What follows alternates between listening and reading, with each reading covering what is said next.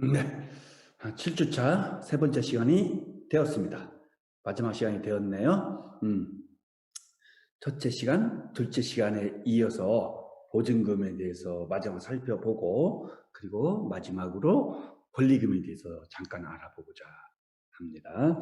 보증금에는 크게 담보적 효력과 우선 변제적 효력이 있다고 했어요. 임대인을 위한 것이죠.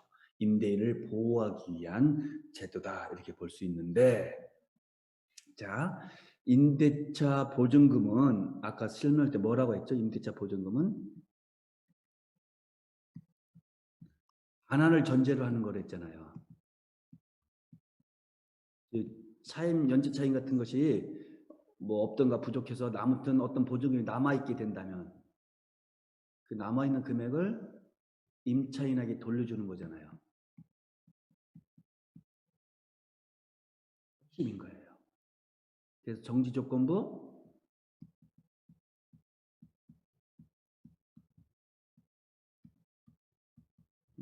반환 채무, 돌려주는 채무를 수반하는, 그죠? 어떠냐? 금전소유권 이전이다. 이전이다. 보증금 주는 것이 이렇게 되는 거예요. 일단 금전소유권을 넘겨주되 나중에 반환 채무가 발생한다는 거예요. 이것이 보증금 계약이 가장 핵심적인 특징이 되는 거예요. 그래서 임대차가 종료되면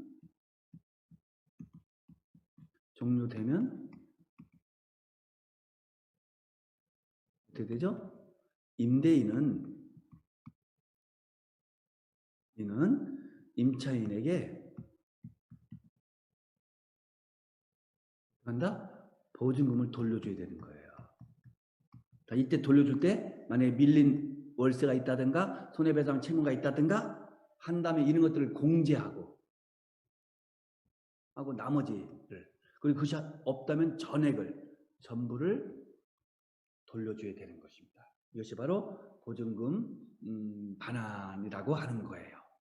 그랬을 때 이제 문제가 발생해요. 어떤 문제가 발생하냐면, 자, 갑과 을 사이에 A라는 건물에 대한 임대차 계약을 체결했고 보증금을 1억을 지급했다. 1억 원을 지급했다라고 했을 때, 그리고 이제 이 임대차 계약에 의해서 갑이 을에게 목적물을 넘겨줬죠. A 건물을 인도해줬어요. 그래서 누가 점유하고 있지? 이제 을이 목적물을 점유하고 있는 거예요. 을이 사용 수익하면서 점유하고 있는 거예요. 그랬을 때 임대차가 종료되면은 어떻게 되죠? 받은 물건을 그대로 돌려주는 것이 핵심이라 했잖아요. 임대차는. 그래서 대차라고 하는 거잖아요. 빌리고 빌려준다. 빌리고 빌려준다는 것은 수익권이 넘어오는 것이 아니라 사용 수익권만 갖고 있다가 그 물건 그대로 넘겨주는 것이 핵심이라고 했잖아요. 그러니까 을 입장에서는 어떻게 되죠? 을 입장에서는 목적물을 다시 넘겨줄 의무가 있는 거예요. 목적물을 인도해줄 의무가 있는 것이고, 임대인 갑은 무슨 의무가 있는 거죠? 보증금을 반환할 의무가 있는 거예요.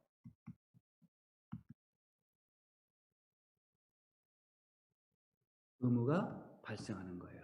임대차 종료 시에.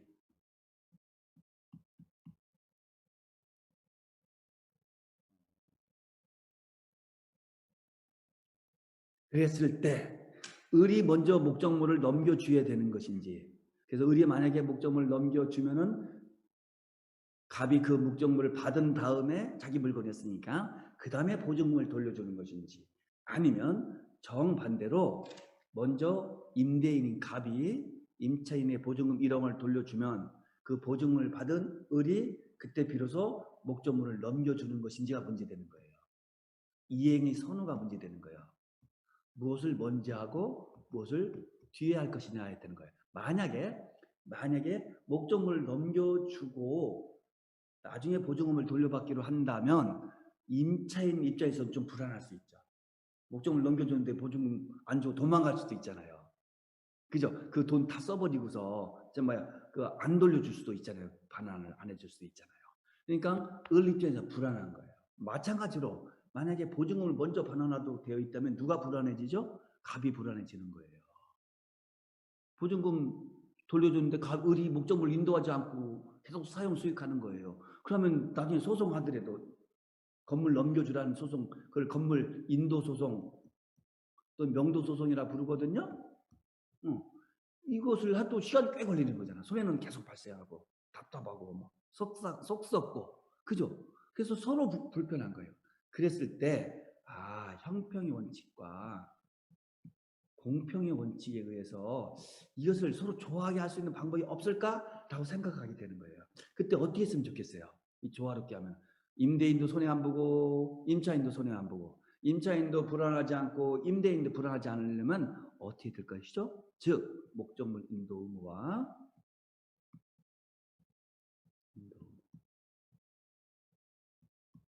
또 반환하는 거죠. 이것도 목적물 반환하는 거니까. 그리고 보증금 반환 의무.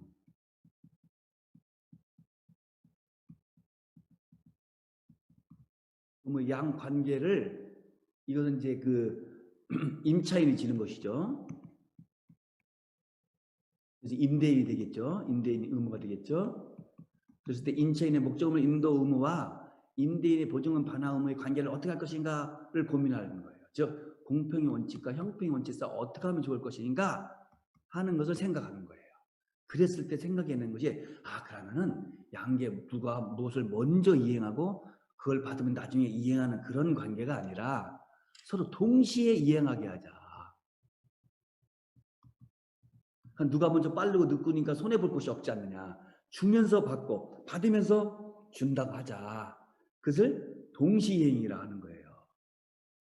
여기서는 선이행 또는 후이행 이런 것이 있을 수가 없죠. 있을 수가 없는 거예요. 동시에 이행하는 거예요. 그래서 목적물을 넘겨받는 날 동시에 보증금 돌려주고 보증금 돌려주면서 목적물 넘겨주고 열쇠 넘겨주고 이렇게 된다는 것이죠. 이건 법에 규정되어 있느냐? 그건 아닌 거예요. 우리의 판례에 의해서 인정되는 거예요. 그리고 판례가 이렇게 하는 이유는 형평 원칙을 위해서, 공평을 위해서. 누구한테 손해 안 보지 않고 누구로 하여금 손해를 보지 않게 하기 위해서 이렇게 양 의무의 관계를 먼저 이행하라, 나중에 이행하라 이런 관계가 아닌 동시이행 관계로 보게 된다는 거예요. 이해되셨죠? 이해되셨죠? 그래서 만약에 임차인이 목적물을 넘겨주지 않고서 보증금 돌려달라고 하면은 임대인은 무슨 소리야? 목적물 넘겨받을 때까지 못 줘. 이렇게 할 수 있다는 거예요. 그리고 반대로 임대인이 그 임차인이 돈 보증금 돌려달라라고 했을 때 임대인이 무슨 소리야? 목적물 넘겨받을 때까지는 못 줘. 또는 반대로 임대인이 임차인에게 너 빌려간 건물 빨리 넘겨줘. 인도의 기간 끝났으니까 라고 할 때 임차인이 무슨 소리야? 나 보증금 돌려받을 때까지는 못 줘라고 하는 거예요. 그런 것을 많이 들어보셨죠, 실은. 그것이 바로 양 채무가 상호 간에 동시 이행의 관계가 있기 때문에 그렇게 되는 거예요. 줌으로서 받고 받으면서 주는 거예요. 그러니까 받을 때까지는 안 줘도 되는 거예요. 서로 간에. 이것을 동시 이행의 항변권이라고 하는 거예요. 항변권이라고. 권이라고 하는 거예요. 이해되셨죠? 그러니까 이렇게 소송이 많이 이루어지는 거예요. 예를 들어서 원고가 임대인이에요. 피고가 임차인이에요. 소를 제기한 사람을 원고로 하고 원고로부터 소위 제기를 당한 상대방을 피고라고 부르는 거예요. 그랬을 때 원고가 임대차가 종료됐다.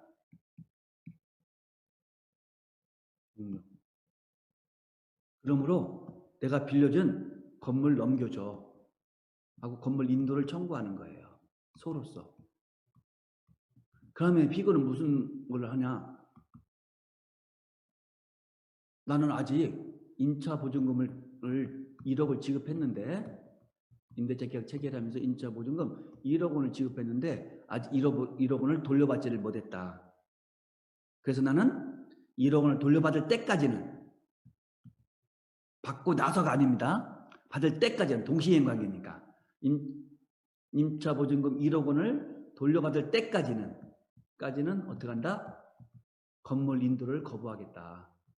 인도를 거절하겠다. 거부하겠다. 하는 거예요. 이것이 바로 동시이행의 항변권이라고 하는 거예요. 법률 용어로. 항변권이에요. 이 항변권이라는 뜻은 어떤 상대방의 권리 행사를 저지하는 힘이 있는 거예요. 막는 힘이 있는 거예요. 즉 목적물 인도 청구라는 인도 청구권을 거절하고 저지하는, 죄송합니다. 저지할 수 있는 힘이 있어요. 항변권에. 이것을 동시행의 항변권이다. 이렇게 얘기를 하는 거예요. 우리 판례에 의해서 지금 인정되고 있어요. 우리 최초의 판례에는 이런 것을 인정하지 않는 판례도 있었어요. 지금은 완벽하게 인정하고 있어요. 그 내용 한번 같이 읽어볼까요? 우리 강의 안에 있거든요. 한번 읽어보겠습니다. 8페이지 제일 밑부분에 있는 판결인데요. 77년 9월 28일 날 선고된 거예요. 전원합의체 판결이라는 것은 대법원에 있는 대법원장을 포함해서 대법관 전부가 하나의 부를 형성해서, 재판부를 형성해서 그 대법관 전체의 입장이 들어간 거예요. 전원합의체 판결이라고 해요. 그렇게 판결을 한 것인데 한번 볼게요. 그 중에서 두 번째 단락, 첫째 단락은 여러분 읽어보시고 두 번째 단락 읽어드릴게요. 같이 읽어보시다 천천히 생각하면서 임대차 계약의 기간이 만료된 경우에, 아까 말했죠? 임대차 종료된 경우에, 그죠?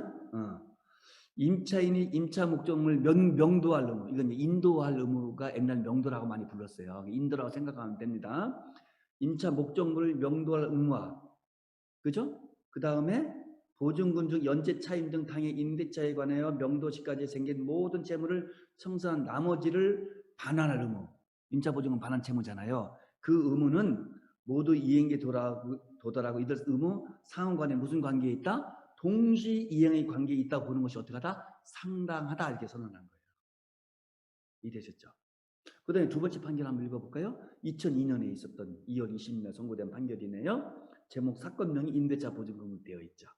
자, 읽어보겠습니다. 임차인이 임차 목적물을 임차인의 임차 목적물 명도 의무와 인도 의무입니다. 임차인의 임차 목적물 명도 의무와 임대인의 보증금 반환 의무는 동시 이행의 관계에 있다고 하겠으므로, 명백히 밝히고 있죠. 임대인이 동시 이행의 항변권을 소멸시키고 임차 보증금 반환 실제 책임을 인정하기 위해서는 임차인이 임대인에게 임차 목적물 명도를 하든가 아니면 이행을 하겠다는 제공 정도는 해야 될 것이라는 거예요. 임차인이 임차 목적물에 퇴거하면서 물러나면서 그 사실 임대인에 알리지 아니한 경우에는 임차 목적물이 명도에 이행 제공이 있었다고 볼 수 없다라고 해서 임대인은 임차 보증금을 아직은 돌려주지 않아도 되고 그때까지 늦게 돌려준 거에 대한 책임도 지지 않는다라고 보게 된다는 거예요. 그래서 임대차 관계가 끝났을 때, 전세 계약이 끝났을 때 목적물 돌려주고 보증금 돌려주는 거, 목적금 돌려받고 보증금 돌려받는 것, 이것이 서로 무슨 관계에 있다? 상호 간에 동시이행의 항변 관계에 있다. 이렇게 이해하시면 되는 거예요.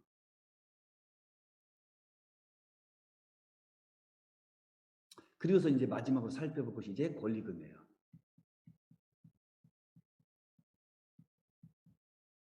권리금이라는 것은 보증금도 아니고요.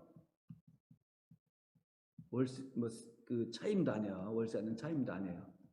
보증금도 아니고 월세도 차임도 아닌데 이건 아무튼 임차인이 임대인에게 지급하는 돈이에요. 지급하는 돈인데 금전인데 보증금도 아니고 차임도 아닌 거예요. 그래서 그걸 권리금이라고 부르는 거예요. 그럼 왜 권리금이냐? 이런 거예요. 예를 들어서 자 봅시다.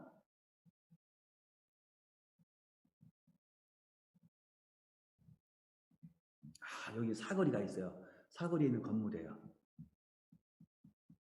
그리고 여기에 아파트가 있어요. 그러니까 사람들이 오고 가는 왕래가 많아요. 그러니까 여기 있는 가게 건물에 그 점포가 잘 운영이 돼요. 장사가 잘 돼요. 잘 된 이유는 이런 좋은 사거리, 아파트를 끼고 있는 좋은 사거리에 있기 때문인 거예요. 근데 만약에 여기를 쭉 가서 여기에 무슨 산이 하나 있는데 야산이 여기에 건물 하나 있다, 상가가. 이건 잘 될 수가 없잖아요. 기본적으로는. 예외도 있겠지만. 그랬을 때 여기 들어가서 새들어 살려고 하는 사람은, 장사를 하려고 하는 사람은 저희가 무엇이 좋다고 하죠? 목이 좋다고 하잖아. 목이라고 하거든요. 아, 목이 끝내줘. 사람도 좋고 사람도 많이 다녀. 유동인구도 많아. 그리고 시내버스가 바로 여 앞에서. 그래서 승차하고서 여기서 물건 사고 아파트로 들어간 사람이 너무나 많아. 그리고 더 중요한 것은 요 뒤에 바로 공터가 있어. 이 공터를 주차장으로 활용해. 너무너무 좋은 거야. 그리고 여기에는 2층에 유명한 병원이 들어와 있어. 그래서 여기서 약국을 하면 너무너무 좋아. 이렇게 하는 거예요. 그러면은 임차인 입장에서는 월세는 당연히 내야 되지만 보증금도 지급해야 되지만 여기에 목이란 좋은 목을 활용하는 게 있잖아요. 즉 장소적 이익 또는 주차장이 있다는 어떤 편의시설의 이익 또는 2층에 병원이 있음으로 인해서 생기는 이익 이런 이익이 있잖아요. 그 이익을 받는 거잖아요. 언제까지? 임대차 기간이 유지되는 때까지 종료될 때까지. 그랬을 때 이러한 이익에 대한 대가가 필요하다고 보는 거예요. 그래서 이러한 대가로서 임차인이 임대인에게 지급하는 금전이 바로 권리금이 되는 거예요. 그렇기 때문에 이것은 일종의 어떤 매매 비슷한 성격이 되는 거예요. 돈을 주고 사는 거예요. 어떤 장소적 이익, 편의적 이익, 유동인구가 많은 그 이익을 사는 거예요. 어떻게 돈을 주고. 이렇게 권리금 일종의 매매 대금이라 볼 수 있는 거예요. 이것이 권리금이라고 하는 거예요. 이 권리금은 우리나라 민법에서는 이런 제도가 없어요. 이런 제도가 존재하지 않아요.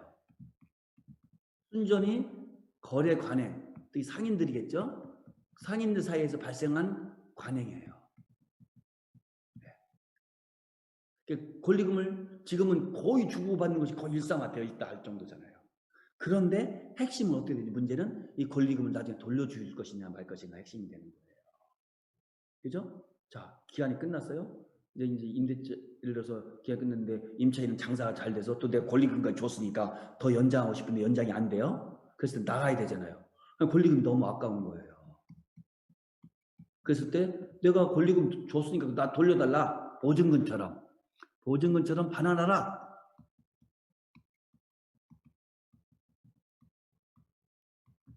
반환하라. 라고 청구할 수 있냐는 거예요. 주장할 수 있냐는 거예요. 소송에서. 보증금은 100% 가능한 거잖아요. 법이 인정하고 있잖아요. 그러나 권리금 그것이 안 되는 거예요. 왜 안 될까요? 아까 매매라고 했잖아요. 이미 사고 판 거예요. 그래서 권리금에 대해서는 돌려받지를 못하는 것이 원칙이 되는 거예요. 이해되셨죠? 단 이런 것이 있을 수 있어요. 뭐가 있냐면 5년 계약을 체결하고서 내가 5년 동안 저기서 영업을 장사를 하면 내가 권리금 1억을 줘도 충분히 뽑을 수 있을 거야. 그보다 훨씬 더 많이 벌 수 있을 거야. 그래서 권리금 1억을 주고 월세 예를 들면 100만씩 줘가면서 영업을 시작했는데 갑자기 임대인 사정에 의해서 이 땅이 수용되면 건물이 철거된다든가 예를 들어서 그런 식으로 돼서 더 이상 임대차 관계를 유지될 수 없을 때, 즉 임대인 측의 사정에 의해서 임대차가 도중에 중도에 종료된 경우에는 그래서 예를 들면 2년 만에 끝날 수도 있잖아요. 5년 생각하고 들어갔는데 그럴 때는 5분의 3이 남아있잖아요. 5분의 3에 남는 기간만큼은 돌려달라고 주장할 수가 있다는 식으로 판례예요. 즉 여기서는 4천만 원 이미 썼으니까 2년 동안 없어진 것이고 나머지 6천만 원 돌려줄 수 있다 이렇게 볼 수 있다. 이것이 권리금에 관한 우리 대법원 판례의 입장이에요. 또 하나 상가 건물 같은 임대차 보호법에 의해서는 임차인을 보호하기 위해서 일정한 경우에 임대인이 어떠한 방해 행위를 하잖아요. 참 죄송합니다. 하나 더 설명해야 돼. 이때 이제 끝났을 때 자, 갑과 을 사이에 중요한 거 빼먹을 뻔했네요. 자, 임대차 체결하고 1억 원 줬어요. 권리금으로. 보증금 또 1억 원 줬어요. 보증금으로. 보증금 돌려줬죠? 권리금 돌려받지 못하는 거예요. 그때 을이 병을 끌어들이는 거예요. 새로운 장사할 사람을. 새로운 임차인이 신임차인이죠. 했을 때 갑하고 병 사이에 임대차 계약이 체결되는 거예요. 그때 병이 이 목 좋은 데서 계속 장사를 할 수 있게 됐으니까 자기는 이제 새롭게 장사를 시작할 수 있게 됐으니까 권리금을 줄 필요가 있잖아요. 그때 그 권리금을 누구한테 주냐? 을한테 주는 거예요. 갑하고는 아무 상관없이. 이해되셨죠? 이해되셨죠? 그때 나중에 병이 임대차가 종료됐을 때 내가 실은 을한테 줬는데 당신한테 주거나 마찬가지니까 나한테 돌려주시기가 안 돼요. 안 되는 거예요. 이게 원칙이에요. 그래서 기존의 임차인과 새로운 임차인 사이에는 주고받을 수 있어요. 권리금을. 그런데 임대인에게는 주장을 못하는 거예요.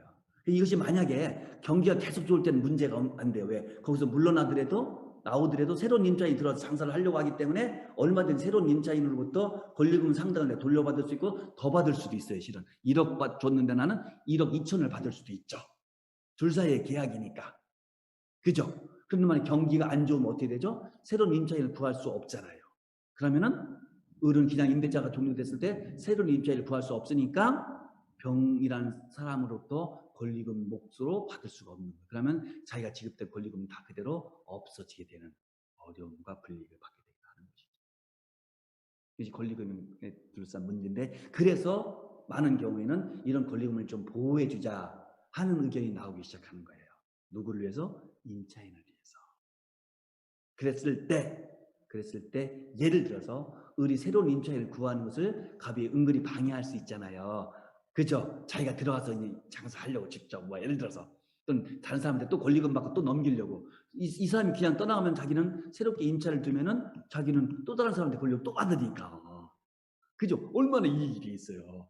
그래서 을이 소개하는 임차인 병과 임대차 계약을 체결하지 않으려고 하는 거예요. 이해되셨죠? 그랬을 때는 을로 하여금 병으로부터 임대차 보증금을 돌려받게 하는 것을 방해했을 때는 그때는 권리금 상당은 누가 갑이 을에게 물어줘야 된다 하는 규정이 있는 거예요. 누구를 위해서? 임차인 보호를 위해서. 이해되셨죠? 거기까지만 알면 여러분 완벽하게 권리금에 대해서 이해를 하고 있게 되는 거예요. 재밌죠? 그리고 유익하죠? 너무 유익하죠? 좋은 거예요. 자, 판례 한번 읽어볼까요? 도대체 권리금 또는 권리양도금이라기도 하거든요. 권리금인데 자 봅시다. 자, 영업용 건물이 임대차에 수반돼 행하여지는 권리자의 지급은 10페이지입니다. 임대차 계약의 내용을 이루는 것은 아니고 권리금 자체는 거기에 영업시설, 비품 등 유형물이나 거래처, 신용, 영업상의 노하우 혹은 점포 위치에 따른 영업상 이점이 있을 거 아니겠습니까? 영업상 이점 등 무형의 재산적 가치 양도 또는 일정 기간 동안 이용될 거라고 볼 것인 바 권리금 계약은 임대차 계약이나 임차권 양도 계약 등에 수반되어 체결되지만 임대차 계약과는 별개의 계약이다. 이렇게 나오는 거예요. 둘째, 통상 권리금은 새로운 임차인으로부터 2000년 4월 10일 날 선고된 판결입니다.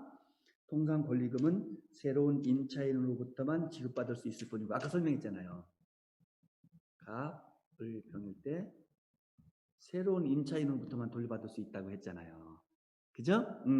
지급받을 수 있을 뿐이고 임대인인 갑에 대하여는 지급을 구할 수 없다고 했죠. 설명한 그대로죠. 우리 판례도. 임대인이 임대차 계약서 단서 조항의 권리금액의 기재 없이 단지 모든 권리금은 인정함이라고 기재했어도 그 인정한다는 것이 반드시 돌려주겠다는 의미는 아닌 거잖아요. 권리금 네가 그런 병으로부터 받아가는 것은 좋다 이렇게 생각한다는 의미예요. 그래서 비록 임대차 계약서에 권리금을 인정하겠다 라는 문구를 써놓다 하더라도 기재하였다고 하여 임대차 종료 시에 임차인에게 권리금을 임대인이 반환하겠다고 약속한 것으로 볼 수는 없다. 절대로 돌려주지 않아도 된다는 뜻이죠. 단지 임차인이 나중에 임차권을 승계한 이 병 같은 사람으로부터 권리금을 받는 것, 수수하는 것을 임대인이 용인하겠다. 인정해주겠다, 받아주겠다. 그런 의미이고, 나아가 임대인이 정당한 사유 없이 명도를 요구하거나 점포에 대한 임대차계의 갱신을 거절하고 타해 처분하면서 권리금을 지급받지 못하는 등, 그죠? 으로 하여 임차인이 권리금 매수 기회를 박탈하거나 권리금 매수를 방해한 경우에 임대인이 임차인에게 직접 권리금을 책임지겠다는 취지로 해석해야 된다. 방해 행위를 했을 때만 지급 의무가 있다. 누구에게? 임대인에게. 이렇게 된다고 그런 것이죠. 제가 아까 설명한 내용 그대로잖아요. 그렇게 이해하시면 될 것 같습니다. 자, 이것으로서 임대차에 관계되는 일반적인 설명을 끝냈고요. 다음 시간에는 그게 이제 주택 임대차에 대해서 한번 잘 살펴보려고 하는데요. 굉장히 중요하거든요. 현실 생활도 많이 활용되어 있고, 여러분들 이건 꼭 기억을 해놔야 돼요. 내용을. 그죠? 설명 잘 들으세요. 저도 열심히 강의를 하겠으니까 까먹지 말고 꼭 시청하시기 바랍니다. 여러분에게 유익함을 드릴 겁니다. 유익을 줄 겁니다. 오랜 시간 어려운 과목 강의 시청하느라고 수고 많으셨어요. 고맙습니다. 다음 주에 건강한 모습으로 만나 뵙기를 소망합니다. 고맙습니다.